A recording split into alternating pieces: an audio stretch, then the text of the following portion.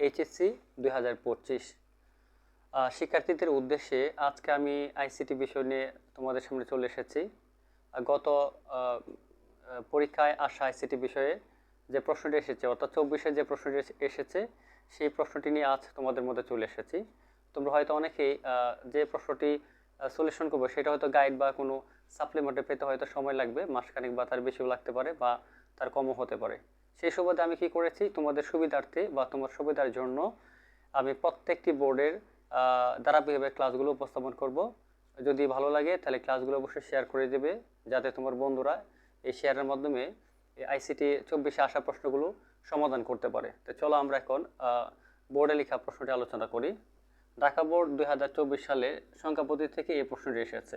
প্রশ্ন লেখা আছে কি, লেখা আছে ইমন বার্ষিক পরীক্ষায় ফলাফল বিশ্লেষণ করতে গিয়ে দেখলো বাংলা, ইংরেজি ও আইসিটি বিষয়ে সে যথাক্রমে 5C হেক্সাডেসিমেল কিসে, বাংলায়, পরবর্তী নাম কি আছে ইংরেজি সে পেয়েছে কত 123 অক্টাল, এবং আইসিটি বিষয়ে সে পেয়েছে কত 77 ডেসিমেল অর্থাৎ দশমিকে পেয়েছে। এখন প্রশ্নে কি বলছে ইমনের ইংরেজি বিষয়ের প্রাপ্ত নম্বর হেক্সাডেসিমেলে রূপান্তর করতে বলছে আমাদের। তাহলে আমরা রূপান্তর করলে কি করতে হবে, এখন কিসে আছে তার ইংরেজি মানটা, কিসে আছে দ্বিতীয় অবস্থান, ইংরেজি দ্বিতীয় কি 123 অক্টালে আছে। তাহলে আমরা জানি অক্টাল থেকে হেক্সাডেসিমেলে রূপান্তরের সময় প্রথমে কত বিট, 3 বিট, দেন কি নিতে হবে, পরে 4 বিট করে নিতে হবে। তাহলে চলেন আমরা এখন প্রশ্নটি আলোচনা করি। ঘ নম্বরের জন্য ইমনে ইংরেজি বিষয়ের প্রাপ্ত নম্বর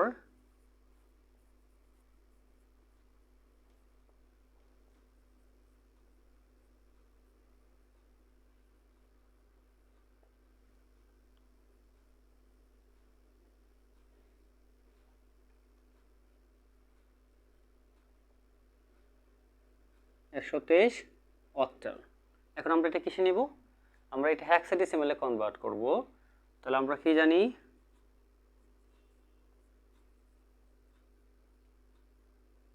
হেক্সাডেসিমেল, তার প্রথমে কত বিট, প্রথমে 3 বিট করে দিতে হবে।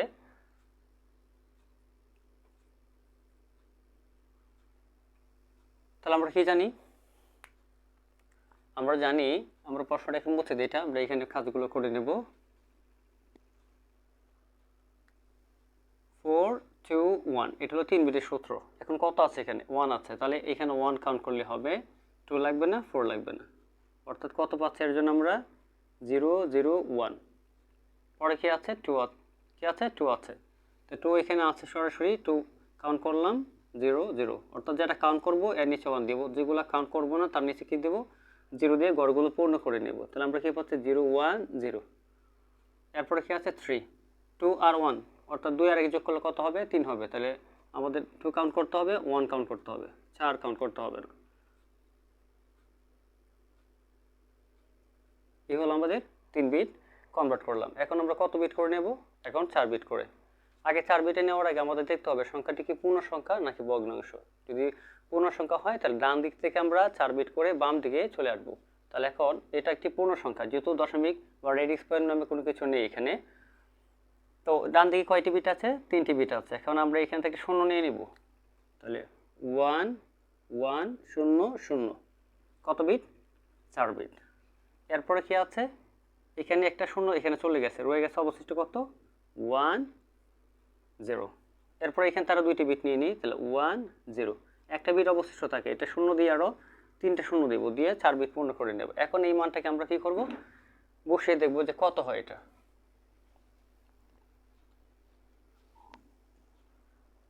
তাহলে এর মান আমরা কত পাচ্ছি, এর মান পাচ্ছি আমরা 0 জন্য তো কোনো কিছু নেওয়া যাবে না, তার মানে এর হবে 0। আমরা এইদিকে মানটা বসিয়ে নিই, এর জন্য হবে 0 8 4 2 1। আমরা যদি মানটাকে আলাদা কাউন্ট করে এখানে নিয়ে আসি তাহলে কি দাঁড়াচ্ছে 0 1 0 1। কার নিচে 1 আছে, 4 এর নিচে আছে, 1 এর নিচে আছে, তাহলে 4 আর 1 যোগ করলে কত হবে 5 হবে, অর্থাৎ এর মান হবে 5। পরে কি আছে 0 0 1 1, তো 2 নিচে আছে, 1 এর নিচে আছে, 2 1 যোগ করলে কত হবে 3 হবে, তার মানে এর পরে মানটা হবে, এটা হবে 3। তাহলে আমরা কত পেলাম? 5053 হেক্সাডেসিমাল। এই হলো আমাদের উত্তর এটার জন্য। গয়ের জন্য আমরা কি পেলাম? বলছেন ইমনের ইংরেজিতে প্রাপ্ত নম্বরকে কিসে নেওয়ার জন্য বলছেন? হেক্সাডেসিমালে। তাহলে হেক্সাডেসিমাল করার নিয়ম কি দেখলাম আমরা বা কি শিখলাম? যে অক্টাল থাকলে হেক্সাডেসিমাল বললে প্রথমে 3 বিট করে কনভার্ট করতে হবে, দেন এরপরে 4 বিট করে কনভার্ট করে যে মান আমরা পাবো সেটাই হবে কি মান? হেক্সাডেসিমালের মান। চলো এখন আমরা পরের প্রশ্নটি আলোচনা করি। পরের প্রশ্নটা আমাদের কি বলছে? পরের প্রশ্ন বলছে যে ইমনের 3টি বিষয়ের মোট প্রাপ্ত নম্বর বাইনারিতে কত হবে? তার মানে আমরা একটু সহজভাবে করবো আজকে। আমাদের কি দেওয়া আছে? এটা ডেসিমেল দেওয়া আছে, এটা অক্টাল আছে, আর একটা হেক্সাডেসিমেল দেওয়া আছে। আমরা চাইলে সবগুলোকে বাইনারিতে নিয়ে একসাথে যোগ করতে পারবো, আবার চাইলে কি করতে পারবো? হেক্সাডেসিমেলে ডেসিমেলে নিয়েও সবগুলো যোগ করে তারপরে বাইনারিতে কনভার্ট করতে পারবো। আমার মনে হয় সবচেয়ে সহজ হবে কি, আমরা যদি কি করি, সবগুলো সংখ্যাকে দশমিকে নিয়ে আমাদের বোধগম্য ভাষায় রূপান্তর করি, তারপরে যোগ করে যদি আমরা বাইনারিতে কনভার্ট করি তাহলে আমাদের জন্য সহজ হবে। তোমরা চাইলে বাইনারিতে নিয়ে আলাদা আলাদাভাবে কি করতে পারবে? বাইনারিতে যোগ করে মোট দেখাতে পারবে।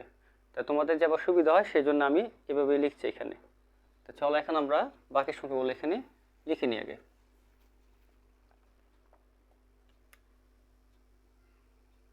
গ নম্বর, প্রথম কি? বাংলায় প্রাপ্ত নম্বর।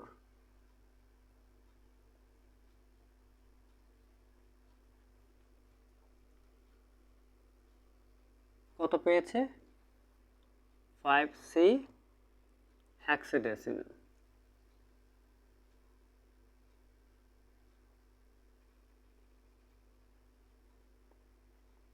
ইংরেজিতে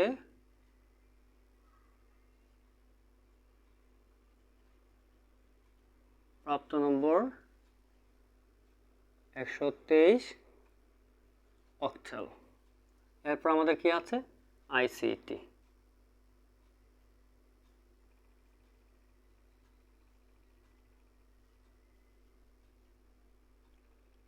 প্রাপ্ত নম্বর হলো 77 বেস 10। একটা কিন্তু আমাদের হাতে অলরেডি কিসে আছে? ডেসিমেলে আছে। অক্টাল থেকে আমরা কি করব? ডেসিমেলে নিয়ে নেব, এবং হেক্সাডেসিমেলটাকে আমরা কি করব? ডেসিমেলে নিয়ে নেব। তাহলে 5C16 আমরা কিসে নেব? ডেসিমেলে নেব। তাহলে ডেসিমেলে নেওয়ার নিয়ম কি? কোনো সংখ্যা যদি কি থাকে, বাইনারিতে থাকে অথবা অক্টালে থাকে অথবা হেক্সাডেসিমেলে থাকে, আর ডেসিমেলে নেওয়ার জন্য বলে, তাহলে প্রত্যেকটি সংখ্যার বেস দ্বারা গুণ করে কি করতে হবে? ডেসিমেলে নিতে হবে। তাহলে আমার কিসে আছে? এটা বেস 16তে আছে। তার মানে 16 দ্বারা আমরা কি করব? এটাকে অবশ্যই গুণ করব। তাহলে যদি গুণ করি তাহলে কি হচ্ছে? 5 গুণ 16 প্লাস C গুণ 16।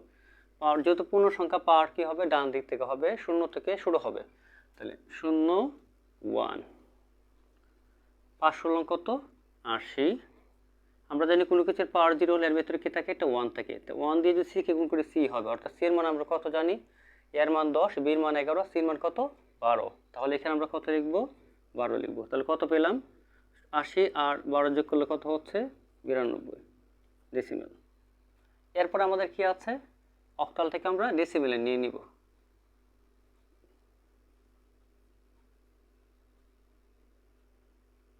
এখন আমরা কত দিয়ে গুণ করবো? এটাকে 8 দিয়ে গুণ করব। 1 গুণ 8 প্লাস 2 গুণ 8 প্লাস 3 গুণ 8, 0 1 2, আর এটা কত? 64 প্লাস 8 দোকানে কত? 16। যেহেতু পাওয়ার 0 সামনে যা আছে আমরা তা বসিয়ে দেব 3। তো 16 আর 64 কত? 80। 80 আর 3 হলো কত? 83। আরেকটা তো আমাদের কি আছে? এটা তো আমাদের কিসে আছে? ডেসিমেলে আছে। এখন আমরা কি করব? এটা এবং এটা তিনটা কি করব? যোগ করব, অর্থাৎ মোট নির্ণয় করব আমরা এখন। তো আমরা এগুলো মুছে দিই।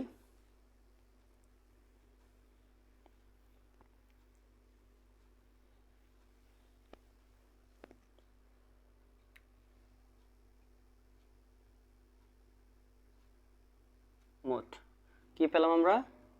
92 10, 83 10, আরেকটা আমাদের কি ছিল?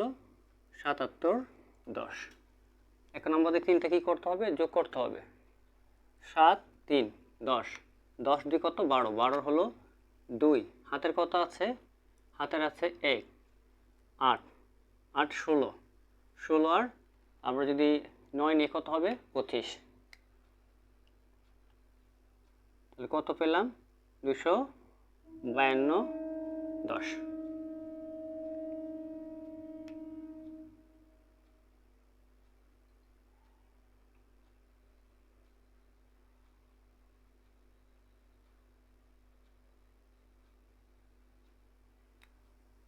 এখন আমরা কি করব, এটাকে কি বলছে আমাদের, বলছে মোটটাকে বাইনারিতে দেখানোর জন্য। তাহলে আমরা জানি ডেসিমেল থেকে বাইনারি করলে বেস দ্বারা কি করতে হয়, ভাগ করতে হয়। তাহলে আমরা কি করব, এখন এটাকে বেস দ্বারা ভাগ করব, অর্থাৎ বাইনারি বেস দ্বারা ভাগ করব।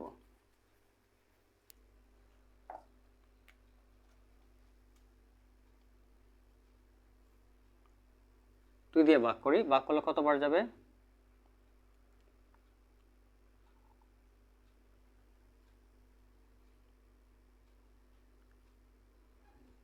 126 দোকানে কি হবে 52, মিলে গেছে, অবশিষ্ট 0।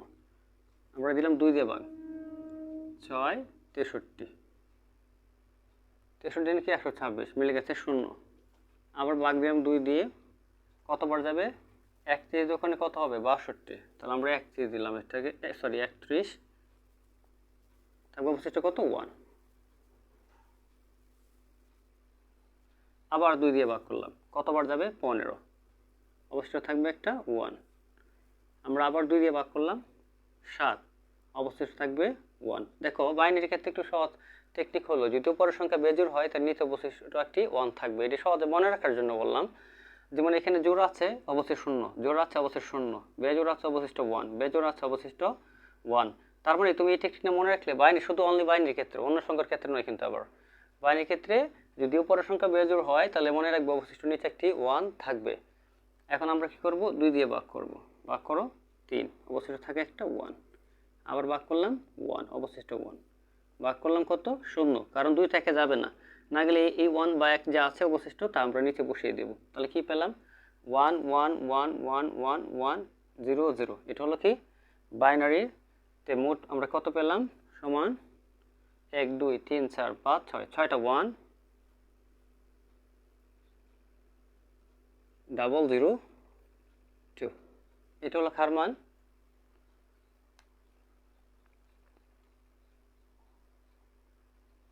এটা হলো কার মান, এটা হলো মোট সংখ্যার আমাদের কি করলাম, অর্থাৎ মোট যে প্রাপ্ত যে আইসিটি ইংরেজি এবং বাংলাতে যে প্রাপ্ত নম্বরগুলো পেয়েছে এই নম্বরগুলোকে দশমিকে রূপান্তর করে মোট বের করে কি করলাম 2 দ্বারা ভাগ করে বাইনারিতে প্রকাশ করলাম।